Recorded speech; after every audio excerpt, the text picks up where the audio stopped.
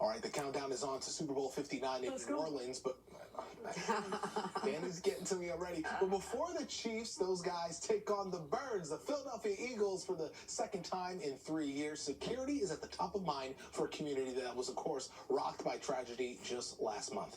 On New Year's Day, a driver raced down Burbage Street, killing 14 people and injuring dozens more.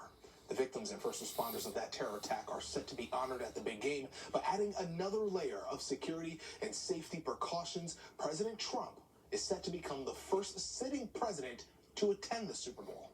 We came together with unwavering resolve to ensure that the people of New Orleans have a safe, supported, and are here to fully enjoy the excitement of Super Bowl 59. And while officials are intentionally being tight-lipped about what exact plans they have, we do know that more than 2,000 law enforcement officers will be in place in and around the Superdome. Authorities will also be monitoring any online chatter for possibility of threats to the big game. Just want to make sure that everyone can enjoy themselves, of course, and not have any security lapses. Want to be safe, for sure. Safety is so important so that we can focus on things like the matchup itself, right?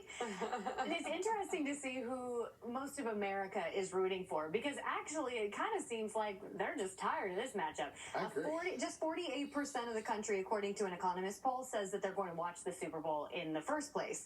That's down slightly from last year. However, most of us in the Northeast are expected to actually watch this year. Now, when it comes to the teams, it seems the Chiefs fatigue is real. Across the country, 22% of people say they're planning to root for the Chiefs, where 29% are saying, Pedro? Go Birds! About 49% are just going to be there for a good time, some good ads, good game. They hope both teams have fun.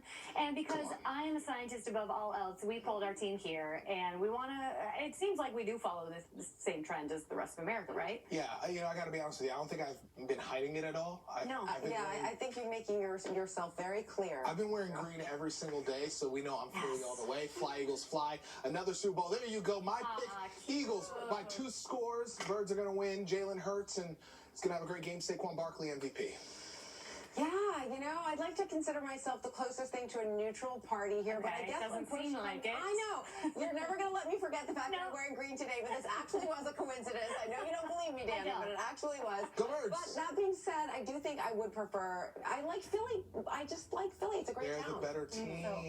I don't know anything about football, but I love Philly, so there you go. Well, me and the other 22% of America, and Mike Mars, I don't like to speak for Mike, but in this case, I think I can. We're saying go Chiefs, right? I am wearing green. What is that? But go Chiefs. Wait, what is that right there? Why? You know what? They did superimpose Taylor Swift and Travis Kelce on this, which I am appreciative of. We got Bradley Cooper. I want to make a mention. I rooted for the Chiefs before Taylor Swift and Travis Kelce because I am an Andy Reid fan. Andy Reid went to BYU. He's a Cougar. He's a former Eagles coach, too. And I cheered for him when he coached the Eagles. He's one of the greatest coaches of all time. No other coach can win these huge games and then still say, all I want is the Chiefs. All right. And that's the kind of man I love. That's great. I think there's a reason I'm between you two today. Because I just want to make sure you weren't flopping now and going on that side.